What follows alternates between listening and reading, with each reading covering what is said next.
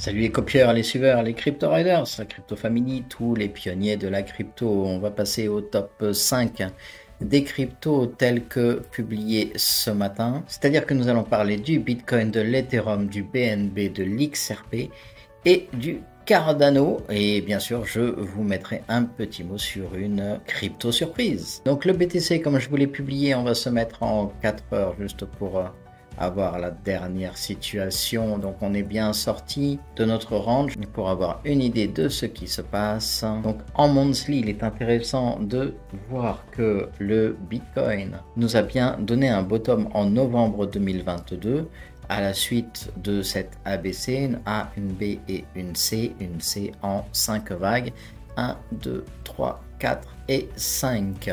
Maintenant nous avons récupéré donc notre première vague et certainement une vague 2 en cours. Si l'on regarde ce qui s'était passé en 2023 à notre niveau actuel, donc on était parti pareil sur un bear market qui corrigeait ensuite vers le haut, donc qui serait à peu près un point équivalent à celui-ci, et ensuite on venait rechercher donc la partie moyenne mobile du RSI. C'est exactement ce que l'on a ici, avec un potentiel de venir un petit peu plus bas, soit croiser le support de la moyenne, soit rester au-dessus et repartir un petit peu comme on avait fait en 2015 où nous avions le bear market.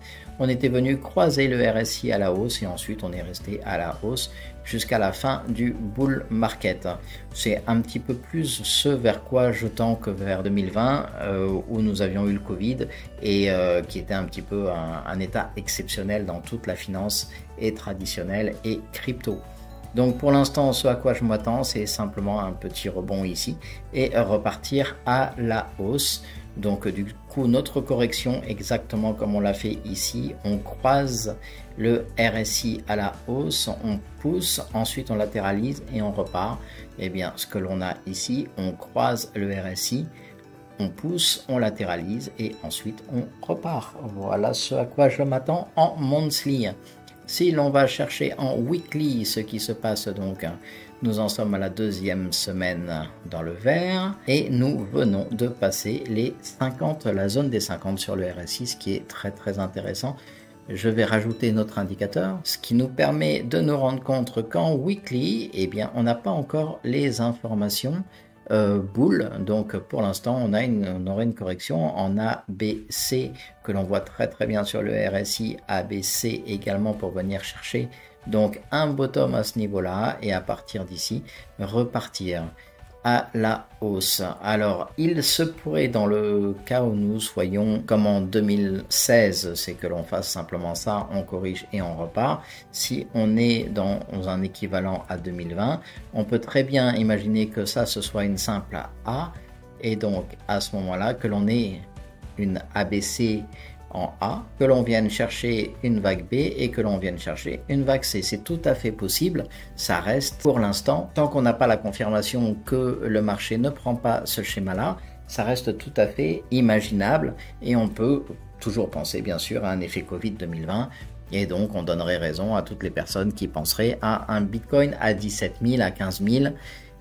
C'est complètement possible, sachant que la vague 2 peut retracer jusqu'à l'origine de la vague 1 sans rendre le schéma caduc. Mais pour l'instant, ce à quoi moi je m'attends plus, ce serait donc que l'on ait à partir d'ici une vague 1, une correction de vague 2 et qu'on repart pour une 3, etc. Et donc la vague 2 en A, B, C ici, qui paraît totalement cohérent en ordre de temps puisque nous avons ici 105 jours et si je reprends à partir de là, nous avons 150 jours, donc une correction largement équivalente à la montée. Ça donne des proportions tout à fait honorables et tout à fait faisables au fait que la ABC complète soit déjà terminée et ne nécessite pas d'avoir une B et encore une C. Du coup, en weekly, nous avons un range qui s'est formé entre 25 000 et 31 500. Donc il est intéressant de se rendre compte que par rapport à la SSL2, nous sommes en train de venir la chercher. On a une petite information comme quoi on passe bull là et que l'on vient de passer les 50, donc à partir du moment où on vient de passer la ligne des 50, il est tout à fait envisageable de repasser vers le haut pour une quinzaine de pourcents. Bien sûr, si l'on part sur une vague 3, on va être largement au-delà des 15% et on repart pour quelque chose de beaucoup plus intéressant, à savoir environ 150% à venir chercher, pourquoi pas les 68 000 qui correspond à l'ancienne ATH. Dans tous les cas, si on a une vague 3, donc je la repositionne, on aurait une 2, une 3, éventuellement, vu qu'on a une très faible 2, on peut avoir une forte 4, et on pourrait repartir sur une 5, on peut envisager quelque chose comme ça, ou on peut même imaginer quelque chose d'un petit peu plus costaud, c'est-à-dire ça, une forte 4, et on part sur un dépassement d'ATH. C'est totalement possible également. Ce qui nous emmènerait donc du coup, ici la ligne jaune que vous avez, c'est le halving du Bitcoin, donc pourquoi pas imaginer la 3 en 2024 et ensuite une correction à la suite de ce halving, une forte correction et ensuite on part pour l'ATH qui nous emmènerait donc en novembre 2025. Du coup ça nous donnerait, si on regarde, proportion qui nous emmènerait d'ici à là en 195-200 jours, ce qui est tout à fait cohérent, et de là à novembre, on irait sur 420 jours. Ça peut s'envisager également. On va regarder ce qui s'est passé avant. Donc ici, on est parti sur une 196 jours. La correction se fait en 266 jours. Et ensuite, on repart à partir du plus bas de la correction. On repart sur un all-time high à 616 jours et à 406 jours. Donc c'est tout à fait faisable que nous ayons à partir d'ici un 427 jours. C'est tout à fait cohérent. Donc ça nous emmènerait en effet vers novembre 2025 pour la vente. En sachant, on peut s'amuser, hein, on peut regarder un petit peu comment se sont passés les bottoms et les ventes. En fait, si on regarde ce bottom là, on est en novembre. Ce bottom là, alors on était un petit peu après novembre. Voilà, sans l'indicateur, on verra un petit peu mieux. Oui, en effet, on est en janvier 2015. Donc novembre 2011, janvier 2015, décembre 2018, novembre 2022. Donc comme on peut le voir, on a des bottoms qui sont entre novembre et janvier en général. Et si on vient chercher les tops, on a un top aux alentours de novembre. On a un top aux alentours de vraiment fin novembre, début décembre. On aurait un top en novembre. Donc ça peut nous emmener à un top en novembre également pour 2025. Tout ça paraît complètement cohérent et complètement possible. Maintenant, on va regarder en 3 jours ce qu'il se passe et je repositionne notre indicateur pour que l'on ait les zones de demande et les zones de supply. Donc notre zone de demande, si on a une très faible 2 comme c'est le cas en ce moment, tout simplement rebondir sur notre zone de demande, ce qui paraît complètement logique et c'est pour ça que j'ai créé cet indicateur. Et donc du coup on repartirait tranquillement, pourquoi pas dès maintenant, chercher un all-time. Alors, pas forcément un all-time high, et encore, il y aurait de la liquidité à prendre, là, ce serait parfait. Et du coup, tout le monde se dirait, oh, c'est là qu'il faut y aller, il faut rentrer, ça y est, le Bitcoin est à fond, et poum, on casserait et on liquiderait tous ceux qui FOMO à la hausse. Et ça serait juste parfait. Et c'est souvent ce qu'on recherche pour un halving. Si on vient le chercher en journalier, notre Bitcoin, comme je le disais ce matin, donc nous sommes sortis de ce petit range, à voir si c'est un simple fake out comme ici où nous étions venus chercher la zone de supply, mais on l'a déjà travaillé 2 fois, ce qui est pas mal, et donc du coup ça va peut-être nous permettre ici de faire un simple retest de cette résistance qui deviendrait support, et maintenant de repartir sur la zone de supply et de la casser pour venir chercher la prochaine qui est à 30 189. Et comme on le voyait ce matin dans la heatmap, nous avions pas mal de positions qui peuvent nous emmener aux 30 000. Donc pas mal de liquidation short à faire. Et un dernier passage en 4 heures pour voir ce qui se passe. Donc je vous parlais ce matin d'un éventuel retest de la zone de résistance en support, c'est ce que l'on a eu. Pour l'instant on n'est pas encore bull, mais à la prochaine croisée, on risque de partir très fort et cette prochaine croisée risque d'arriver à 20h ce soir avec le discours du FOMC. Jetons un œil sur l'ETH. En mensuel, il est intéressant de voir que nous sommes sur cette trendline que l'on continue à suivre parfaitement.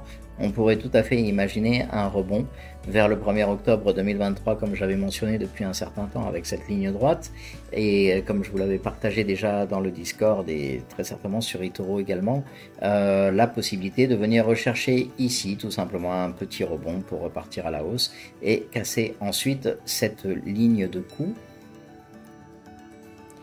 qui, lorsque l'on regarde en hebdomadaire, nous donne un superbe Adam et Ève ici avec une ligne de coup on a tenté de la casser mais on n'a pas réussi.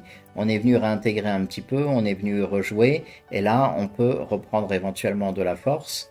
On a une convergence ici mais sur laquelle on pouvait s'attendre à récupérer éventuellement de la force, mais on arrive à en prendre un petit peu plus haut. Donc il y a un beau biais boule et ça c'est intéressant. Et donc maintenant l'idée ça serait de venir casser en fait cette trendline et dans la foulée casser donc la ligne de coup pour venir chercher beaucoup plus haut. Dans la vision globale, on retrouve un très beau bull flag, un petit peu comme sur la plupart des crypto-monnaies que l'on étudie en ce moment. Si on vient chercher en 3 jours ce que nous donne notre indicateur, on est bull mais avec un petit retest en attente. Donc on va voir si on vient en effet rebondir sur l'indicateur sur la SSL2 là. Et si on rebondit dessus, c'est parfait, on repart à la hausse. Et donc ça pourrait être le moment de prendre une position à ce niveau-là. Maintenant, il est tout à fait possible que l'on ait encore une dernière petite descente pour pouvoir remonter.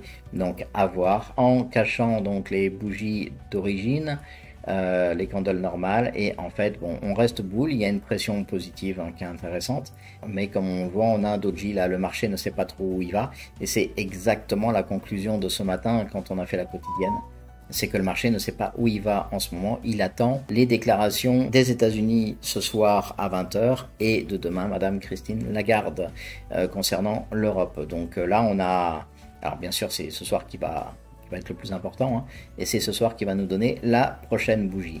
C'est ce qu'on attend tous. On va aller jeter un œil sur le BNB. En monthly, on n'est pas très beau. On a quand même un fort support, et ça c'est très intéressant. Mais on est toujours en négatif pour l'instant, donc il va falloir attendre. Il y a beaucoup de FUD autour de Binance États-Unis, Binance US, et donc du coup ça atteint un petit peu Binance monde, et le BNB est résilient, il tient, mais c'est quand même pas la folie, on le voit là à l'instant. Si on passe en hebdo, on s'aperçoit même qu'on est en train de casser ce support là. Ça c'est vraiment pas génial, même si on était passé relativement bull, mais il y a beaucoup de FUD en ce moment, il y a beaucoup de problèmes, il y a beaucoup de monde qui vend ces BNB. Et si on repasse ensuite en 3 jours, on voit qu'on a créé un nouveau support un petit peu plus bas aux alentours des 207, avec une possibilité de résistance à 261, ce qui nous ferait éventuellement, si on avait un vrai rebond, donc un petit peu plus de 20%. On est toujours en train de travailler l'intérieur, voire même la médiane centrale de notre bull flag ici, que l'on retrouve, comme je vous le disais, dans beaucoup de cryptos. Bon, ce qui est intéressant, c'est qu'on a pu casser une première zone de demande, mais on a pu en fait en recréer une deuxième. Donc on va voir si le marché arrive à rebondir, à nous offrir une structure cohérente et à avoir un haut plus haut et un bas plus haut. À partir de ce moment-là, on aura une structure qui nous permettra d'envisager quelque chose de positif. Mais pour l'instant, le BNB, ce n'est pas ça. XRP, en regardant en mensuel, alors on vous rappelle la situation, en XRP on n'est pas loin de gagner le procès, et ça peut être intéressant, gagner le procès contre la SEC, donc on va voir les situations, appel, pas appel, etc. Donc c'est en cours, ça nous a permis de faire un joli rebond, de rester bien positif, en mensuel c'est très propre. Ce que l'on attend, donc j'ai positionné en fait le halving du Bitcoin, on attend un petit peu de voir ce qui se passe. Traditionnellement en fait, à partir du halving dans les 264 jours, on a une poursuite très haussière. Donc on voit le halving de 164 jours, le halving de 164 jours. Donc là on est bien sûr pas encore au halving, et avant le halving on peut très bien avoir une cassure baissière qui permettrait au marché de respirer, donc faire une sortie en fait de notre triangle. De manière à avoir un joli fake out baissier, et ensuite poum, pouvoir casser en fonction de ce que va nous donner le Bitcoin. Comme on peut le voir en weekly, on vient juste chercher en fait la trendline. Trendline est basée sur les bougies normales et non pas les bougies de mon indicateur, et donc quand on met les bougies normales, on peut voir que la trendline respecte très bien les bougies. On a eu une forte correction puisqu'on avait une engolfine et on est entièrement revenu la corriger. À partir de maintenant, il semblerait qu'on soit de nouveau en train de rebondir. À ce moment-là, si on rebondit et qu'on vient chercher un haut de triangle, on vient chercher dans les 139%. Pour XRP, nous, on est de toute façon investi dedans, on garde notre portefeuille comme ça et on attend la résolution du procès qui bien sûr tombera aux alentours de l'ETF avec toutes les informations sur les ETF Bitcoin et éventuellement les ETF Ethereum, et là on va commencer à faire rentrer énormément d'argent dans la crypto, donc toute la liquidité va suivre et là ça sera intéressant.